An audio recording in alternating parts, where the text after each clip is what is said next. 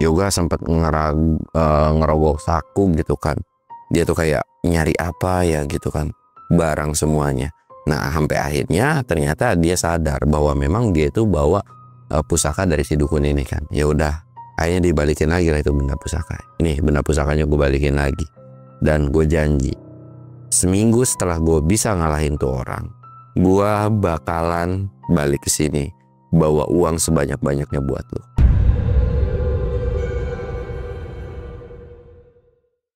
Assalamualaikum warahmatullahi wabarakatuh. Balik lagi di channel Samsul Mister Horror. Dongeng horor gue kali ini, gue bakal nyeritain preman yang naik gunung nih guys. Buat kalian yang penasaran dengan ceritanya, kalian wajib tonton video ini sampai habis. Dan jangan lupa like, comment, subscribe, dan share video gue ke banyak orang. Jangan lupa juga nyalain lonceng notifikasinya biar kalian gak ketinggalan video terbaru tentang gue. Dan buat kalian yang mau ikutan open trip, kalian bisa kunjungi Instagram gue di bawah sini.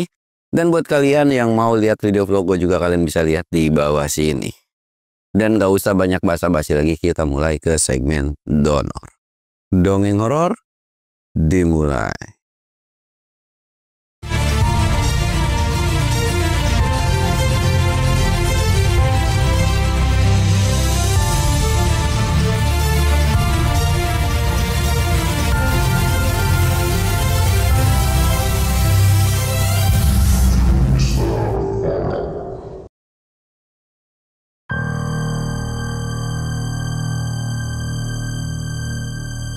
Oke cuy, sebelum masuk ke ceritanya, kita ritual kayak biasa. Aduh.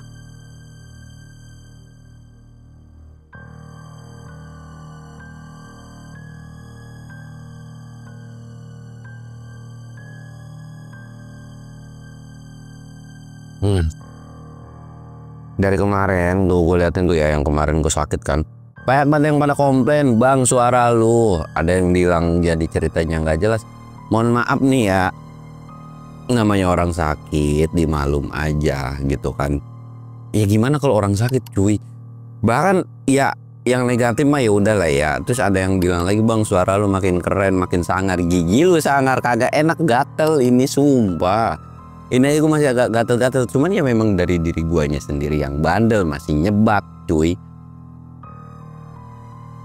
Kalau perihal meriangan, pileknya udah hilang, gue udah nggak pilek lagi, cuman agak batuk, gatel di tenggorokan aja, guanya yang bandel gitu kan. Jadi ya tolong dimaklum lah, kalau gue bilang gue lagi sakit ya gue akan bilang lagi sakit gitu cuy. Dan lu sebagai subscriber netizen gue nih, mohon dimaklum aja lah ya kalau gue bilang lagi sakit. Jadi mohon dimaklum. Dan oke, kita bakal nyeritain cerita tentang preman yang naik gunung nih cuy. Jadi kita mulainya, kita sebut aja namanya Yoga. Yoga itu adalah seorang preman di salah satu pasar. Sebelum dia jadi preman, dia ini sempat minta tolong ke salah satu dukun yang ada di Jawa Timur.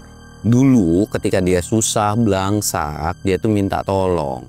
Sebetulnya si dukun ini udah bilang ke Yoga ini, yang dimana oke, lu nggak bisa ngasih mahar ke gua atau lu nggak bisa ngupahin ke gua, tapi ketika lu sukses nanti atau ketika lu berhasil nanti dengan apa yang udah gua kasih ke lu wajib datang ke sini untuk ngucapin terima kasih. Atau ya secara kasarnya adalah ya lu harus bayar ketika lu udah sukses gitu kan. Yoga pada saat itu cuman manggut-manggut doang.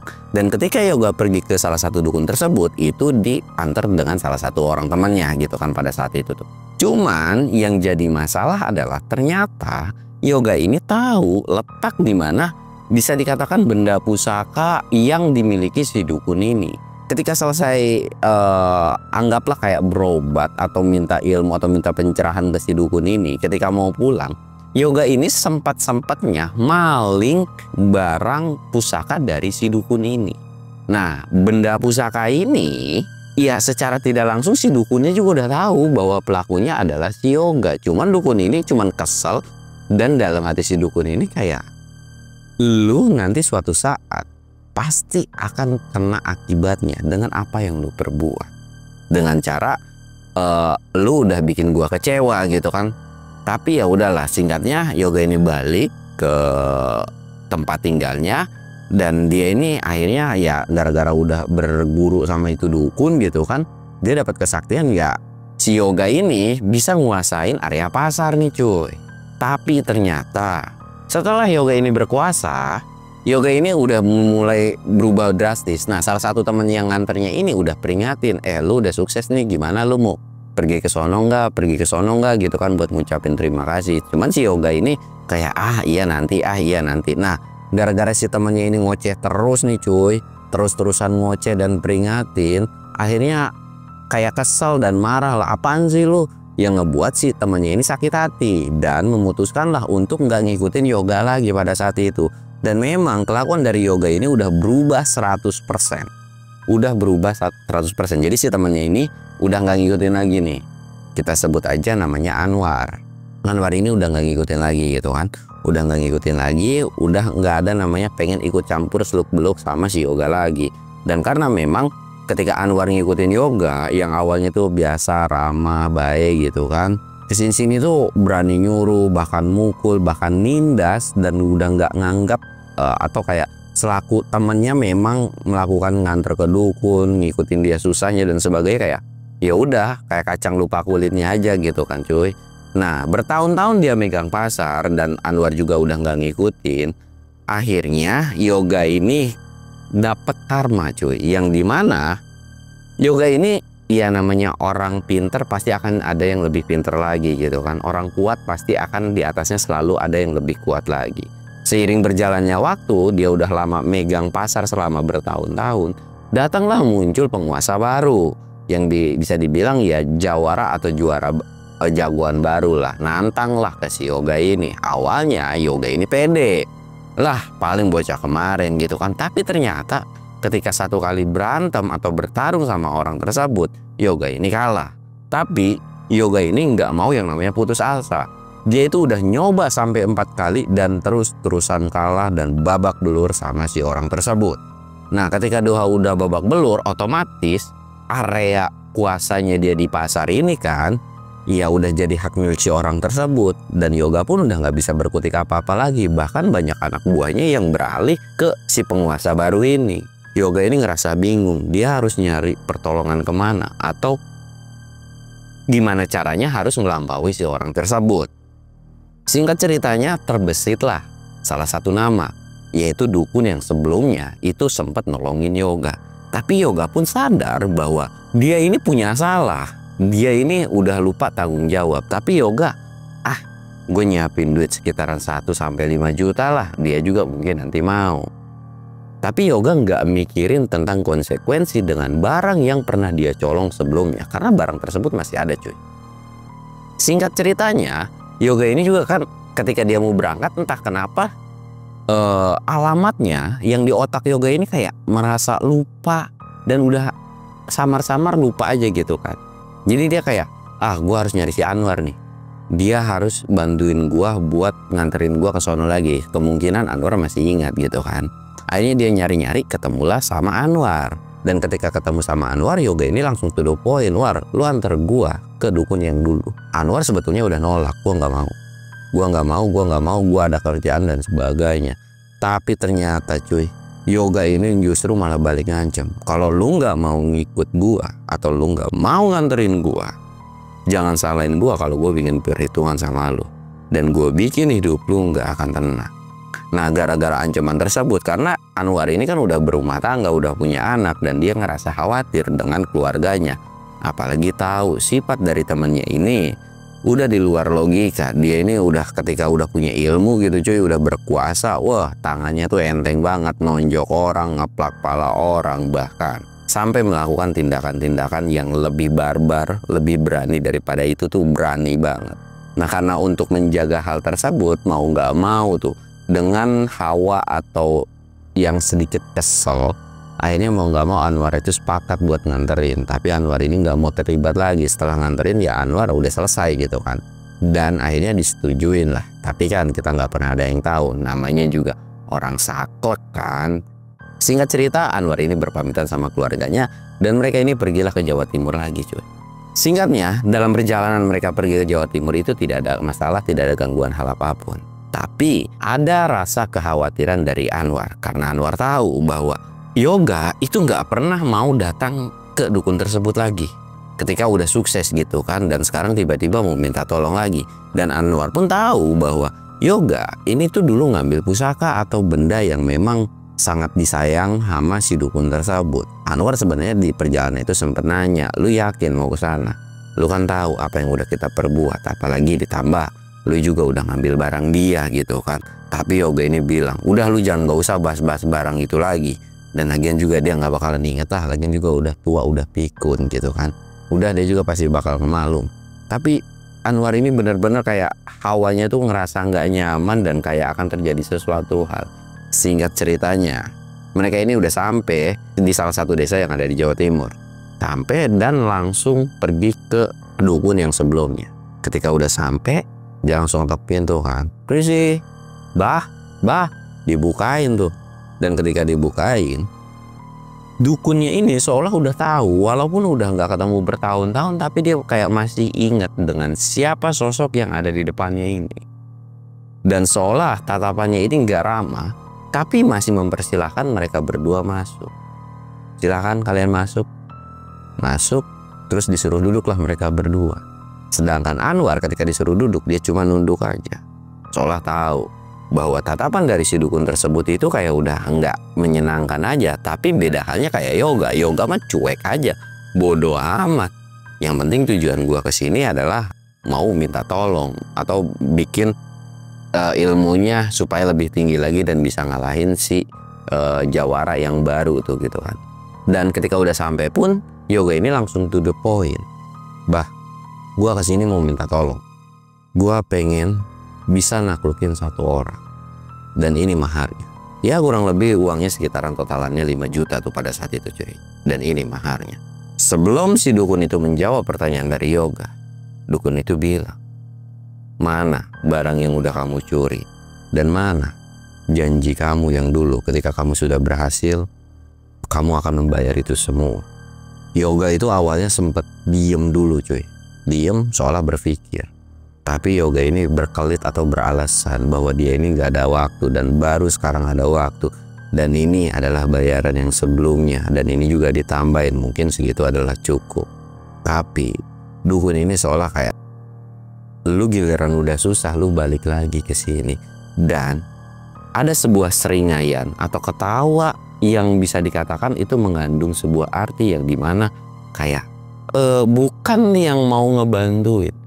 Tapi dukun itu tuh tetap natap ke Yoga, itu tuh tajem banget. Tapi Yoga itu kayak ngerasa ya biasa-biasa aja gitu kan. Si dukun itu pun manggut-manggut doang. Apa jaminannya? Kalau misalkan gua ngebantu lu nggak akan yang namanya ngecewain gua lagi. Yoga sempat diem. Tak. Yoga sempat ngerogok saku gitu kan. Dia tuh kayak nyari apa ya gitu kan. Barang semuanya. Nah sampai akhirnya ternyata dia sadar bahwa memang dia itu bawa pusaka dari si dukun ini kan. Ya udah, karena dia juga nggak mau berbelit-belit, dan kalau memang bisa ngalahin Ono, kalau dia harus ngelepasin itu benda pusaka ya nggak apa-apa gitu. Akhirnya dibalikin lagi lah itu benda pusaka. Ini benda pusakanya gue balikin lagi. Dan gue janji, seminggu setelah gue bisa ngalahin tuh orang, gue bakalan balik ke sini bawa uang sebanyak-banyaknya buat lo. Tapi si dukun itu seolah kayak udah nggak percaya. Dan memang benda pusaka tersebut pun seolah kayak udah nggak ada artinya bagi si dukun tersebut. Ya antara diambil dan enggak sih, kayak ya lu mau nggak mau dikasihin lagi juga nggak mau jadi masalah gitu kan. Singkat ceritanya dukun ini bilang, kalau memang lu mau, gue punya satu cara, tapi itu tergantung lu mau ngelakuinnya atau enggak. Yoga itu ngedengerin, gimana caranya? Lu pergi ke Gunung Lawu dan nanti akan gue bakalin sesuatu.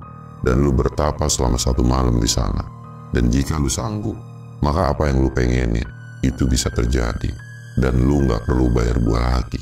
Dan anggap ini adalah bantuan terakhir dari gua. Lu sanggup? Kalau lu sanggup silakan. Kalau lu gak sanggup, gua gak akan maksa lu. Yoga sempat mikir sebentar. Tek. Dan karena memang dia ini udah gondok banget sama penguasa baru kan, sama penguasa pasar baru, akhirnya dia tuh setuju. Tapi Anwar ini tuh kayak ngelirik seolah nggak mau ikut gitu kan. Nah ketika nggak mau ikut ini, dukun ini seolah kayak ngomong tapi yang tahu itu antara mereka berdua. dukun ini tahu bahwa Anwar ini nggak terlibat dengan apa yang dilakuin sama Yoga. Dukun ini kayak ngomong antara batin ke batin cuy. Jadi yang denger ini cuman Anwar doang. Dukun ini cuman bilang ke Anwar itu kayak gini. Jangan ikut campur dan segera pergi jika ada kesempatan. Anwar sempat celana telingu dan lihat tatapan dari si dukun tersebut senyum tipis sambil manggut gitu cuy, seolah bahwa ya memang itu dia yang ngomong gitu kan. Tapi balik lagi Anwar ini nengok juga ke arah Yoga dan seolah Yoga ini nggak ngedengar suara yang didengar sama Anwar ini.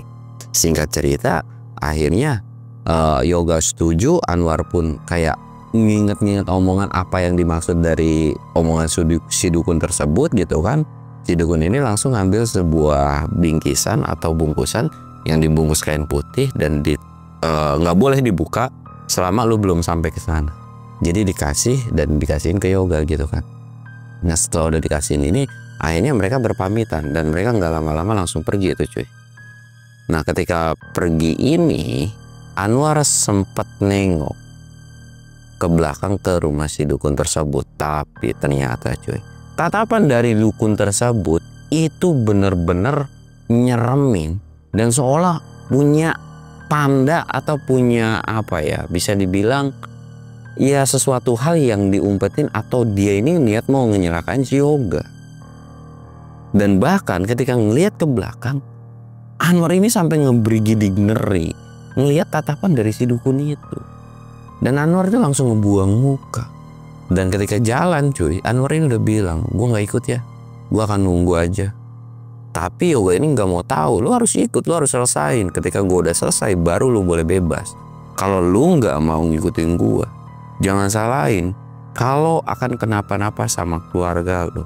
Lagi-lagi ancaman itu yang ngeluluhin Yoga supaya Yoga ini akhirnya mau nggak mau ngikutin gitu kan.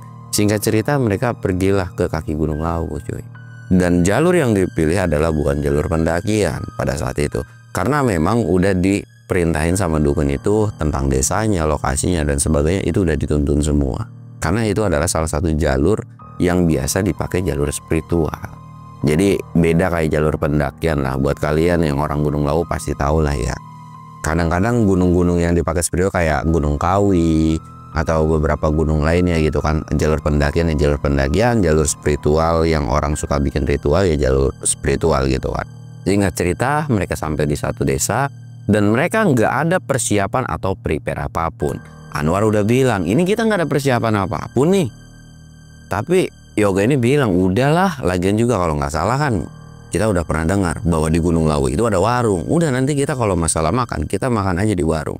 Kita bawa belanja atau makanan seperlunya aja di sini. Tapi kan di gunung itu dingin. Mereka itu pakai jaket yang bisa dibilang ya sweater biasa cuy. Nggak ada yang namanya aksen-aksen pendaki, nggak ada. Cuman bawa tas yang memang kalau orang traveling kan pasti bawa tas kecil lah ya buat pakaian ganti atau apapun. Nah mereka cuman bawa tas kecil gitu doang.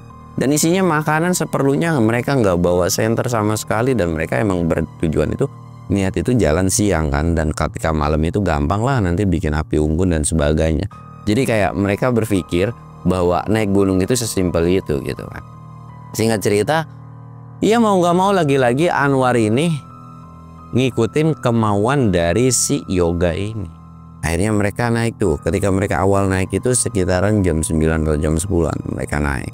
Dan mereka naik gunung itu baru pertama kali. Jalurnya juga itu cuman dikasih tahu sama si dukun. Jadi ya memang pure buta. Jadi kalau misalkan nyasar pun ya udah wassalam aja. Anwar itu udah berpikiran seperti itu. Ketakutan dia adalah nyasar. Ini pertama kali mereka ke gunung. Dan apalagi jalurnya ini bukan jalur pendakian. Anwar sedikit-sedikit tahu tentang yang namanya pendakian.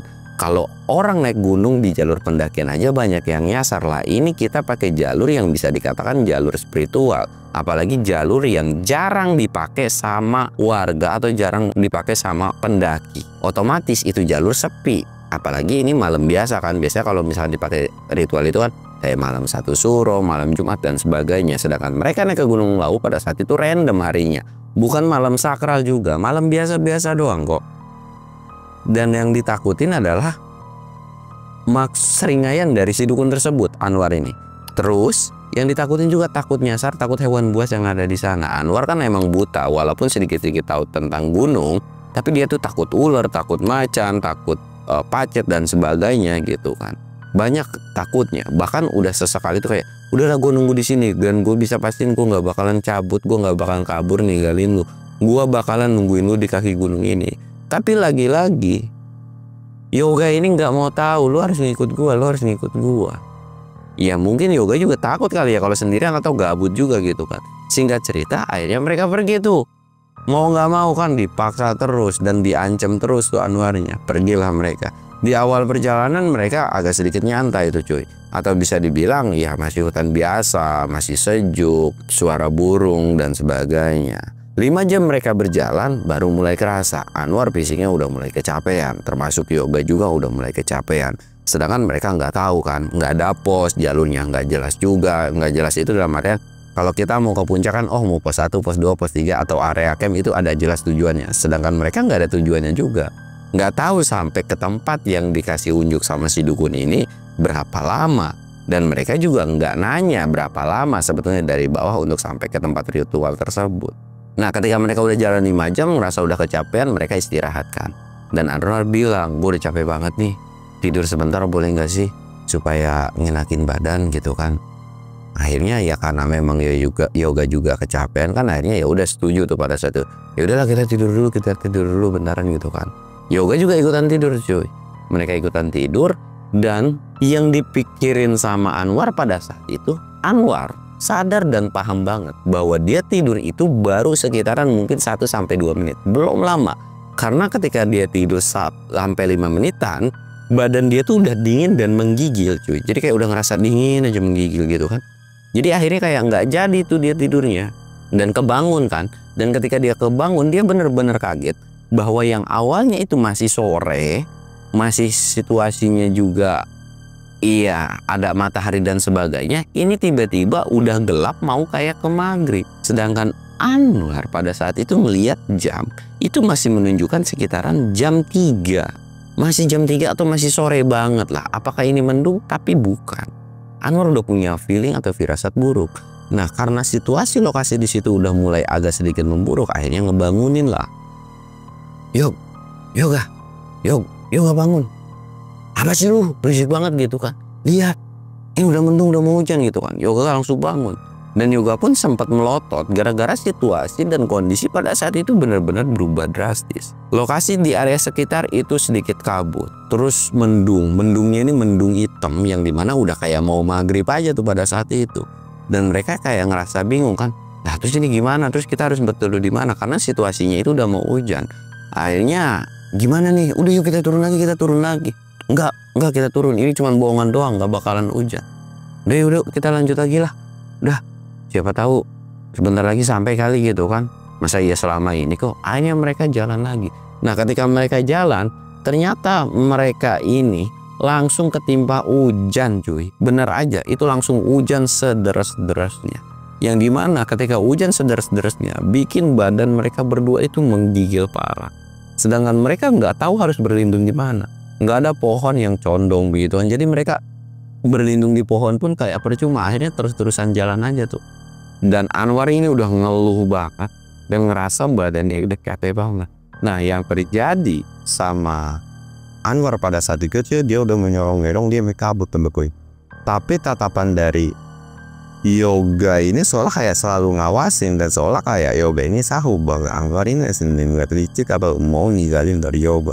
Makanya selalu ngeliat ke belakang, War, ayo jalan. Bahkan sesekali Anwar ini suruh jalannya di depan. Akhirnya mau nggak mau kan jalan terus dan pada minum berdua temu. Dan singkatnya waktu pun nggak kerasa dan hujan pun kayak udah lama banget akhirnya rendah. Tapi badan mereka yang udah kebasahan tanpa jas hujan akhirnya ya tetap aja kedinginan gitu. Mulut dari Anwar udah pucat, begitu juga Yoga udah pada pucat. Mereka cuma bisa duduk istirahat. Awalnya ketika mereka istirahat karena badan mereka itu terus jalan kan panas kan. Tapi ketika istirahat itu badan mereka dingin lagi. Nah di sini cuy mulailah terornya. Dimana ketika Anwar lagi istirahat bahkan dia cuma nyemil dikit doang gitu kan. Karena mereka bawa biskuit, bawa kayak ya kue-kue 500-an lagi makan. Sempet Anwar ini ngelihat di depannya ada yang lewat. Yang lewat ini itu nggak tahu cuy, maksudnya setan kah, manusia kah, atau apa nggak tahu. Yang dilihat di pandangan sama Anwar itu cuman sebatas bayangan hitam. Langsung nanya, "Yog, lu lihat nggak tadi depan lewat apa?" "Ah, apaan sih lu?" Dia bilang, "Gua nggak ngeliat apa-apaan. Lu istirahat ini lagi. Cemilannya kalau bisa jangan dihabisin. Sisain gua belum lapar." Di situ pun akhirnya Anwar kemanggil keluar. Akhirnya ini lagi. Nah di sini Anwar lagi-lagi ngelihat sosok bayangan lagi. Tapi kali ini sosok bayangan itu diem di salah satu pohon. Dan Anwar terus fokus ke pohon tersebut. Nah ternyata dari pohon tersebut tiba-tiba ada yang jalan beberapa langkah untuk keluar dari pohon tersebut dan megang tindak seolah kayak dia. Dan masanya itu bukan merah, melainkan sinar botu. Ketika ngelihat matanya kok warnanya hijau gitu, apa jangan-jangan daun gitu. Anwar sempat bangun dan naruh makanannya dan mau disamperin. Yoga yang udah tahu nih gelagat, ini bocah mau kemana, sempat ditegur, "Lu mau kemana ya?" Tapi Anwar ini kayak udah kehipnotis dan terus mastiin bahwa apa yang dilihat itu adalah bayang atau sosok yang memang kayak pohon atau tanaman gitu ya. Udah dipanggilin sama Yoga, "Lu mau kemana? Lu mau kemana? Lu mau ngeliat?" Yoga ini bangun gitu. Tadinya mau nepok, tapi mata dia tuh sambil ngeliat ke arah yang ditatap sama Anwar ini. Ternyata Yoga pun ngeliat sosok yang sama apa yang dilihat sama Anwar. Yoga ini langsung buru-buru megang pundak dan narik Anwar, "Yuk cabut." Seolah tahu bahwa apa yang dilihat itu memang bukan sesuatu hal manusia, melainkan sosok gaib. Dan itu adalah kayak Yoga ini punya insting bahwa kalau mereka ngikutin tuh sosok itu bakalan bisa nyelakain. Dan Yoga udah punya firasat juga bahwa mereka nggak boleh terlalu lama di tempat tersebut. Dan ketika udah ditepokkan, Anwar pun langsung sadar lagi. Dan langsung nengok kayak, "Apaan sih?" Terus nengok lagi ke sana. Sosok itu tuh udah hilang lagi. "Apaan sih? Yuk," gitu kan. "Udah yuk cabut yuk," dia bilang. "Ya udah iya. Tuh beresin makanan lu." Akhirnya diberesin sambil nyemil-nyemil lagi jalan tuh. Dan badan Anwar itu udah mulai menggigil, dingin. Ritme jalannya tuh udah lama banget. Sebentar-sebentar berhenti, sebentar-sebentar berhenti, sebentar-sebentar berhenti. Yang ngebuat Yoga itu kesel banget.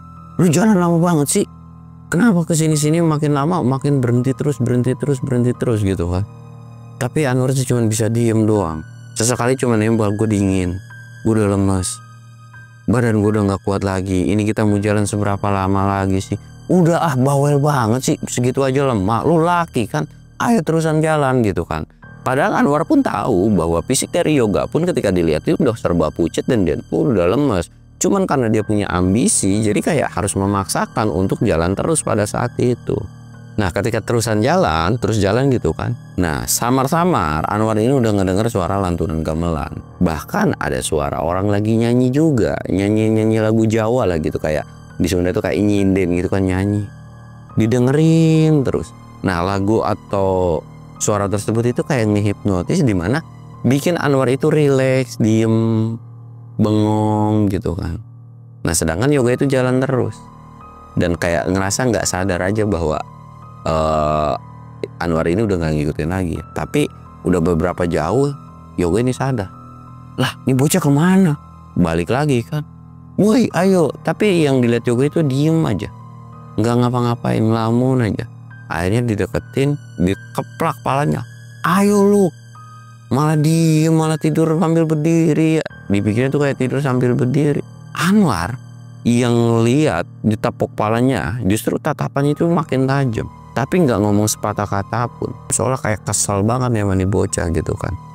Akhirnya jalan terus, dan ketika jalan terus, Yoga udah mulai nyium bau firasat yang jelek, bahwa di sepanjang perjalanan kali ini itu udah mulai kecium aroma-aroma yang mulai nggak sedap.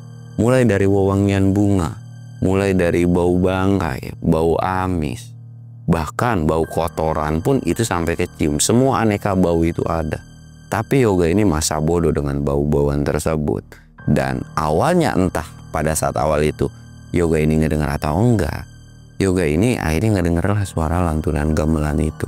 Dan suara gamelan itu kali ini tuh bener-bener keras, bener-bener kenceng. Yang dimana ketika ngedenger itu Yoga ini bilang, "Wah, Lu ngedenger suara gamelan itu? Tapi Anwar ini cuman manggut doang, nggak ngomong sepatah kata pun. Bibirnya udah getar, udah ungu, badannya udah gemeteran, udah kedinginan. Tapi dia cuman manggut doang seolah kayak ngasih tanda. Itu gamelan di mana ya, kata Yoga. Geblek, di hutan-hutan gini kok bisa-bisanya ada suara gamelan. Bahasanya itu udah sombral banget. Wah, jangan-jangan kita udah mau sampai desa kali ya. Atau kita bukan naik gunung kali ini mah. Udah yuk jalan tuh, udah ada suara gamelan. Bentar lagi kali kita sampai. Udah yuk terus jalan-jalan. Anwar terus ngikutin. Singkat cerita mereka sampai lah di tempat lokasi yang dimana udah dituduhin sama si dukun tersebut. Dan lokasi tersebut itu mirip banget dengan apa yang diceritakan sama si dukun tersebut. Mereka sampai. Ketika mereka sampai, mereka istirahat. Udah lu istirahat nih, kita udah sampai nih. Udah lu istirahat, lu mau tidur dah nggak apa-apa. Lu makan dah, dia bilang gitu kan. Nah kondisinya itu Yoga pun udah getar. Udah getar, dia nggak ada pakaian ganti. Dia bingung kan, dia nyari kayu gimana caranya bikin api. Tapi ternyata gara-gara memang dia nggak ada basicnya survival, bikin api pun dia nggak jadi. Kayu-kayu di sana basah cuy. Nah ketika dia nyalain api nggak bisa nyala kan, nggak bisa bikin api unggun, mulailah dia murka. Anjing lah, nyala apa sih? Nggak tahu orang dingin apa ya? Nyala, woi nyala gitu kan. Terus-terusan nyala gitu kan. Nggak mau nyala-nyala. Hei, dia manggil lagi. Wah, lu gak ada kerjanya banget sih. Bantuin gua apa bikin api. Malah rebahan terus gitu kan. Anwar tuh udah kesel. Matanya terus melotot. Dalam hati Anwar, dia tuh kayak, kalau memang udah nggak bisa gua tahan, apapun yang terjadi, kayaknya gua harus buy one ini orang gitu kan. Dalam hatinya. Tapi dia ini masih nahan dan nunggu kesempatan ternyata cuy. Jadi masih diperhatiin aja. Singkat ceritanya cuy, akhirnya mereka ini berdua menggigil. Yang awalnya tuh sebetulnya Yoga ini mau langsung ritual satu malam itu juga. Tapi karena memang hawanya menggigil dingin banget tuh, nggak bisa ngapa-ngapain. Dia ini kayak terus jalan muterin tempat tersebut supaya terus gerak gitu kan, supaya keringetan. Terus muterin beberapa putaran. Anwar yang lihat itu cuma ngerasa keheranan aja. Memang tahu bahwa kalau dingin itu ya harus banyak gerak gitu kan. Tapi ya nggak gitu juga, kayak wah ini orang udah mulai ngaco gitu kan. Nah ketika muter-muter terus, Yoga itu seolah ngelihat sesuatu hal yang dimana dia tuh kayak merhatiin sesuatu. Anwar tuh yang ngeliat tuh kayak, ini bocah kenapa ngeliatin apa gitu kan. Akhirnya Yoga ini nggak manggil Anwar dan dia ini jalan sendiri ke arah yang lain. Nah ketika jalan, Anwar sebenarnya punya kesempatan untuk cabut, tapi dia ngerasa heran dan penasaran sebetulnya apa sih yang dilihat. Akhirnya mau nggak mau dan maksain tuh Anwar ini bangun. Dan ketika bangun itu ngeliat kemana nih bocah perginya. Dan kondisi pada saat itu mereka berdua udah nggak fokus, atau Anwar pun udah nggak fokus sama yang namanya jam ya.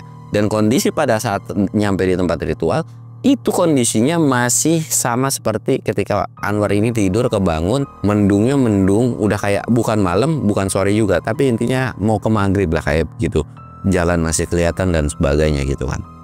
Akhirnya dia ngeliatin, dan ternyata ketika diikutin, Anwar itu ngeliat ada perapian kayak lagi bikin api unggun.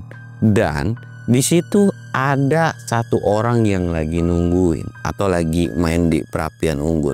Anwar awalnya berpikiran bahwa itu adalah pendaki. Wah lumayan nih, ternyata pantesan tuh bocah pergi ke sono. Kayaknya minta pertolongan atau numpang di api tersebut. Akhirnya Anwar ngikutin kan. Ngikutin. Dan singkatnya, sebelum Anwar sampai ke perapian tersebut, ada sebuah bentakan yang dimana itu adalah omelan atau ocehan dari si Yoga ini cuy. Yoga ini seolah maksa ke pendaki tersebut atau ke orang yang ada di sana. Wih, mana nih? Gue minjem baju lah. Sini, gue minjem satu gitu kan, supaya gue nggak kedinginan. Gue numpang ngapi di sini. Dan itu dipaksa-paksa. Tapi anehnya pendaki ini atau orang ini tuh nggak ngomong apapun. Dia cuma diem, ngambil baju dan dipakein cuy. Jadi kayak dipakai gitu kan. Tapi benar-benar terkejut adalah bahwa baju yang dipakai sama Yoga itu adalah baju